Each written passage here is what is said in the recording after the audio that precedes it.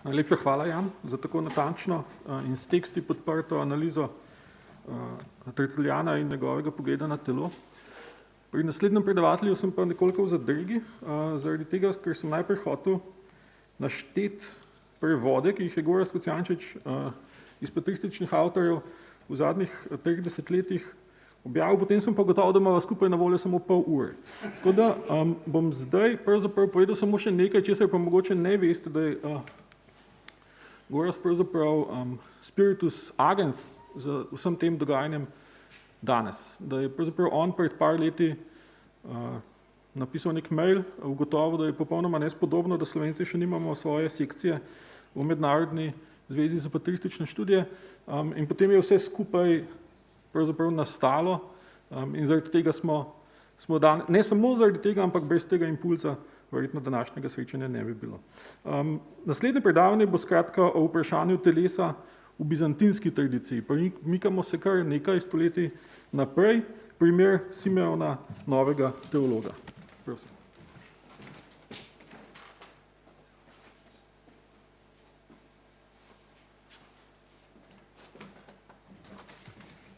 Lepo pozdravljeni.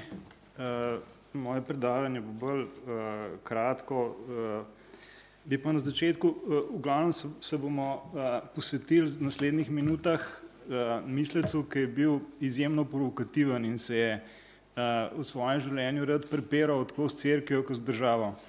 Tako da bom tudi začel ta svoj nastop z eno provokacijo in se zanašam na njegovo priprošnjo, da mi ne boste preveč zamerili. Namreč videli smo, poslušali smo zdaj dve lepi predavanji o tem, ki sta obe poudarili tako Špeličevo kot Bogatajevo predavanje, neko dimenzijo krščanske antropologije, kjer je za razliko recimo od platonskega spiritualizma izjemno pomembno tudi človekovo telo. Ne? Skratka, ta človekova bogopodobnost, saj v določenem delu, pomembnem delu tradicije, ki se ga danes mogoče celo preveč poudarja, ampak nedvomno je ta dimenzija navzoča. No in zdaj, kje je moja provokacija začetna? Jaz v bistvu zadnji 2 leti sem samozaposlen, ne hodim med ljudi, ne gledam televizije, ne berem časopisov.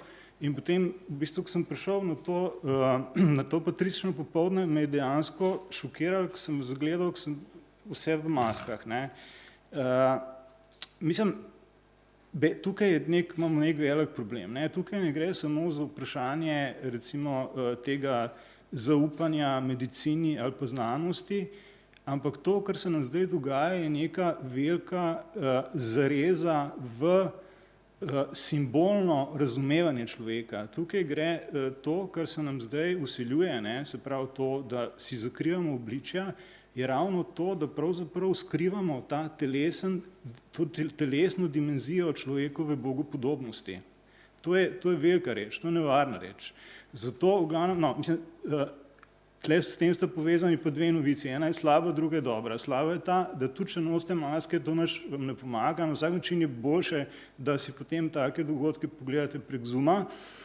To je slaba novica. Dobra je pa ta, da v bistvu je Vrhovno sodišče pred nekaj meseci odločilo, da v zaprtih prostorih ni potrebno nošenje maske. Tako da, kdor verjame, da mu to pomaga, naj to nosi, aleluja, kdor pa si želi dati masko dol, naj jo pa da in bom zelo vesel. Tako, za začetek. V glavnem, zakaj je to pomembno za Simeona Novega teologa? Zato, ker sama grška teologija, patristična teologija je v osnovi personalistična. In en najbolj znanih grških teologov, Ioannis iz Iulas, je napisal znamenito knjigo Od maske do osebe. Vsa ta lok, ta ontološki premik, ki se zgodi z grško krščansko mislijo, se v tem delu strne v analizo filozofsko, ontološko, semantično izraza prosopon. Prosopon na začetku pomeni maska v grštvu, potem pa se zaradi te specifične krščanske izkušnje premakne v ta zelo radikalen pomen osebe, ki je nekaj drugega od bitnosti, ki pravzaprav je prek trinitarnega nauka preide v kristološkega in prek tega na antropologijo in razpre neka nova obzorja krščanske ontologije. Zdaj, seveda hočem reči, zakaj je ta oseba, zakaj je tako pomembna za razliko od maske, ne? Zato, ker se v človekovem obličju se pravzaprav individualizira, seveda še znotraj tega pojavnega sveta, ampak se najbolj individualizira to, kar pravzaprav njega razlikuje od vsake druge osebe, ne? To, recimo neka situacija, kjer ljudje nosijo maske, pomeni v bistvu v neki ekonomiji vidnega sveta, nek svet, kjer počasi izginjajo osebe, kjer pravzaprav so ljudje samo še predstavniki, reprezentanti iste osije, iste bitnosti. To je pa ravno tisto, proti čemer je nastopila krščanska ontologija. No, skratka, Simeon Novi Teolog spada med najpomembnejše duhovne pisce in pesnike Bizanca.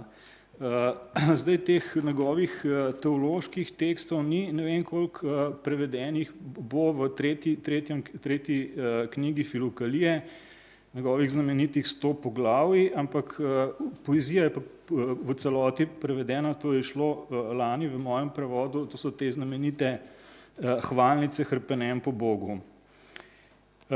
Najverjetneje se Simeon rodil leta 449 v bogati aristokratski družini v vasi Galata v maloazijski pokrajini Paflagoniji, danes je to del Turčije seveda, in svoje življenje polno konfliktov, tudi zato, ker je na tak, tako kot zdaj jaz, jezikov proti cerkvi in državi, kot sem rekel, je preživel kot menih na turbulentnem prehodu 10. v 11. stoletje v Carigradu v njegovi okolici. Več v njegovem življenju si lahko preberete v spremni besedi k hvalnicam Hrpenem po Bogu. No, zdaj novi teolog so ga verjetno najprej imenovali ironično nasprotniki, da bi poudarili čuden oziroma zanje celo čudaški značaj njegove teologije, ker novost v tradicionalistični bizantinski kulturi nikoli ni pomenila nič dobrega. Učenci sami njegovi, ki so tudi bili številni, da so v tej posmekljivki prepoznali glas resnice. Namreč v Simeonu so za evangelistom Janezom in Gregorjem iz Nazianca videli tretjega velikega poznavalca božjih skrivnosti. Njegov življenjepisec Niketas zato pravi, da je bil Simeon imenovan novi teolog, ker je, citiram, govoril o Bogu et heologej kot ljubljeni učenec, ne, se pravi kot evangelist Janez, in je cele noči posvečal teološkim utrenjem v izvirniku Tates Theologias, oziroma Tatis Theologias, kot so takrat že izgovarjali. Konec navedka. Kaj je iz teh skrivnostnih motrenj sledilo za razumevanje telesa in telesnosti, kar je naša današnja tema? Nekaj izjemno samosvojega in zanimivega.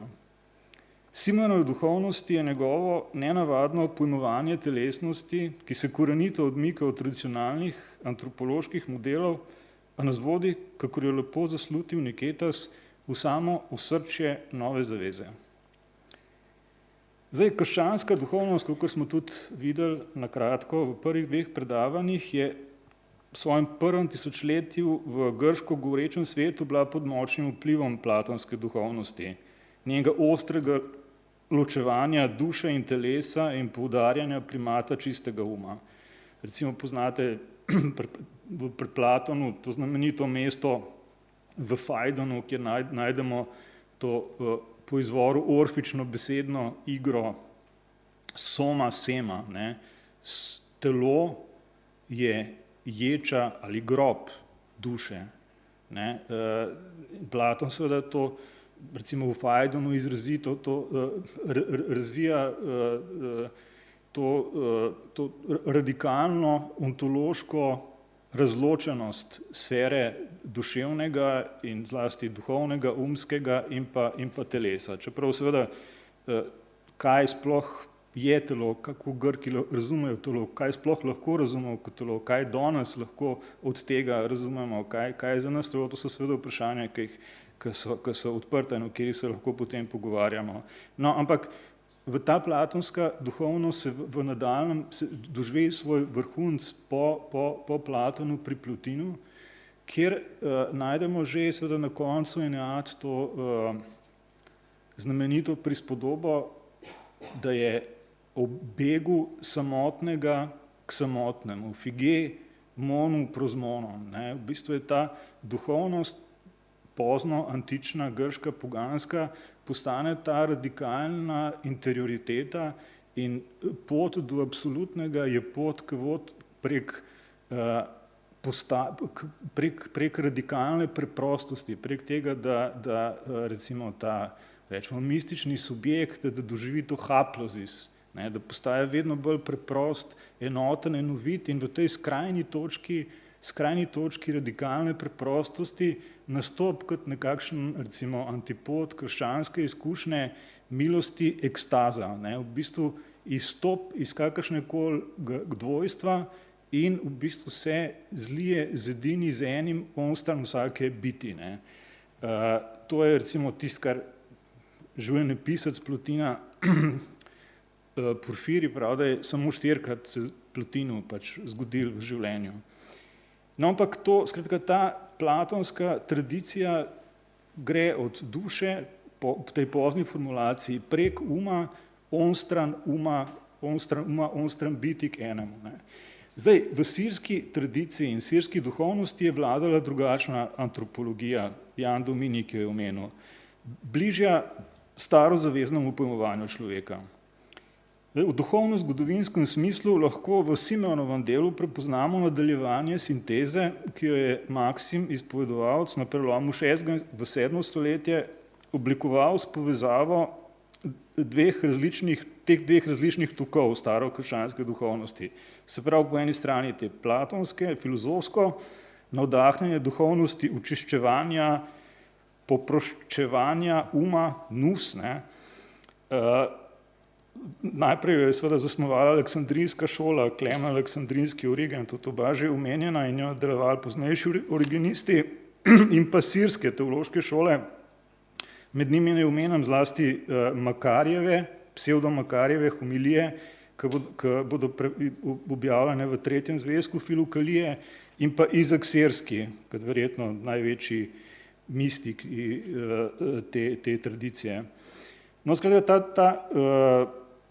ta druga šola je na podlagi semitske antropologije poudarjala primat srca, kardija, ali pa lev, leva v teh semitskih jezikih in pa občutenja, se pravi v grščini aisthesis.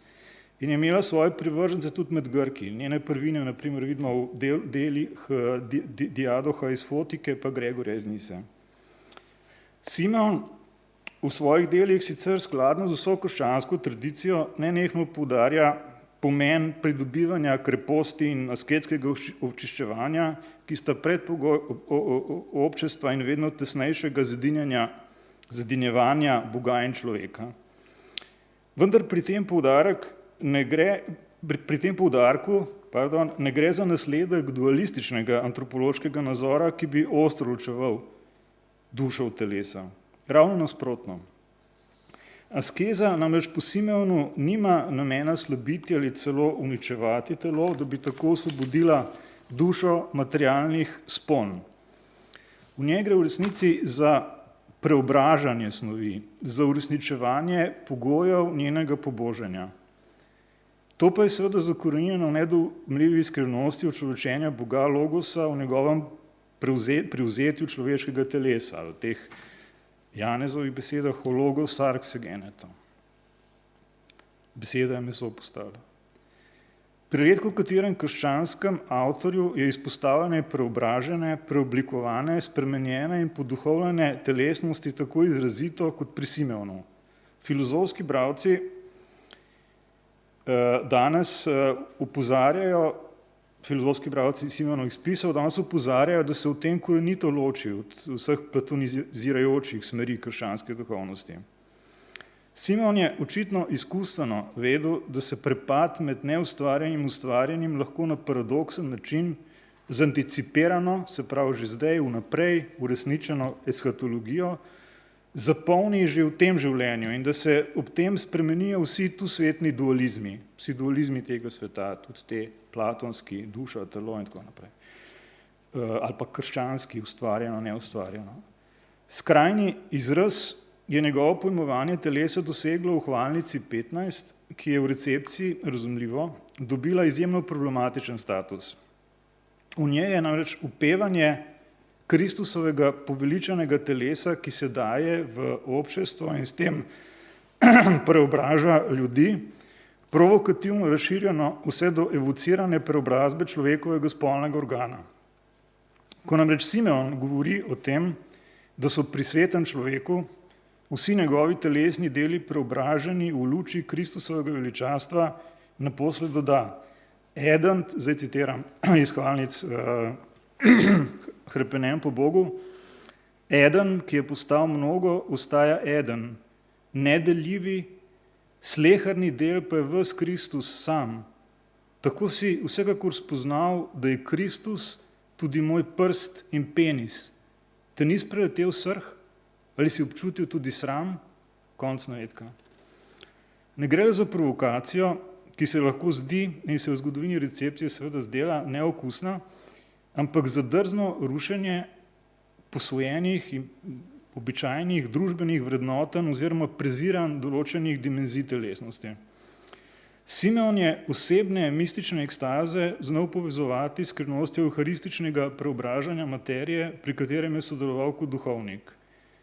Vendar izkušana transformirane, preobražene telesnosti po njegovem nauku ni vezana na duhovniški in meniški stan. Iz njegovih hvalnic in drugih spisov izhaja, da je asketsko očiščenje razumel kot očiščevanje, razumel kot splošno krščansko možnost in dolžnost. Vsak kristjan je tako dolžan pravilno rabiti svoje telo in ga očiščenega ter poduhovnega vrniti njegovemu naravnemu namenu občestvu z Bogom. Naj vam zdaj preberem nekaj verzov iz druge hvalnice. Citiram. Tvoje telo brezmadežno in božansko se vse blešči, saj je neizrekljivo združeno in pomešano z ognjem tvojega božanstva. Ti si torej tudi meni podaril, moj Bog, to si torej tudi meni podaril, moj Bog, kajti ko se je ta umazana in propadljiva posoda zedinila s tvojim telesom povsem brezmadežnim in se moja kri pomešala s tvojo krvjo, sem se zedinil, vem, tudi s tvojim božanstvom in postal tvoje najčistejše telo, sijoč, resnično svet ud, jasen in prosojen in svetleč. Vidim lepoto, gledam sijaj, zrcelim luč tvoje milosti, usuplost me peha neizrekljivo z bleščave in ves sem iz sebe, kot umevam sebe. Iz kakšnega sem kakšen postal, o čudo. Poln sem strahu spoštovanja in sramu pred sabo in kot tebe samega častim sebe in se sebe bojim in sem v zadregi ter ves poln zadržanosti. Kam naj sedem, komu naj se približam, kam naj naslonim tvoje ude, za kakšna dela, za kakšne dejavnosti naj jih sploh uporabim, srhljive in božanske ude. Konc navedka. Z drugimi besedami, telo je po Simeonovem pojmovanju pritegnjeno v poboženje, theosis, Miran je tudi omenil to s privedkom pobožanstvenja, ne? Simeonovi prvoosebni opisi izkustva teoze so zlasti v hvalnicah fascinantni. Na jezikovni ravni tu opazujemo, kaj pomeni ta preobražena čutnost in zaznava, ki je integrirana v duhovno izkušnjo. Gosta, čutna metaforika se v trenutku razgradi v apofatično transcendenco in vrne v duhovni senzualizem izkustva nedostopnega. Euharistični toni v opisu tega dogajanja pa nas opozarjajo, da je treba govor o subjektivnosti Simeonovega pesniškega izraza pravilno kontekstualizirati. Čeprav sta nedvomna novost Simeonovih hvalnic izražanje in opisovanje lastnega izkustva, kot smo ugotovili prej, teh opisov ne smemo razumeti v novoveškem smislu individualne in zasebne duhovnosti. Nikolaos Ludovikos, tudi en najbolj znanih sodobnih grških krščanskih mislecev in avtor zelo zanimivih besedil v Simeonovem teologu, pravilno ugotavlja, navajam, Simeonov model osebe je kamen spotike, škandal za vsako filozofijo individuuma. Bitnosti konkretne osebe namreč po njegovem prepričanju ne moremo najti nikjer, niti v duši, niti v umu, niti v razumu, niti v čutih, niti v telesu, ampak le v enem, ki zaobjema vse omenjeno, namreč v skrivnosti vse splošne enosti, kar nas naravno napotuje na poslednje čase, na eschaton. Konec navedka. Večina Simeonovih hvalnic, ki se zdijo zasebne izpovedi, napotuje na liturgično atmosfero, na čudež evharističnega spremenenja, ki je v njegovem razumevanju povezan s to eschatologijo, z eschatonom. Simeonov lirski subjekt sebe ne razume v ločenosti od skupnosti verujočih, od cerkve, ampak izraža zborno izkušnjo. Gre za evharistično transformirani jaz, ki prav s poglobitvijo svoje notranje izkušnje potuje v eschatološko občost. To je to. Hvala lepa za pozornost.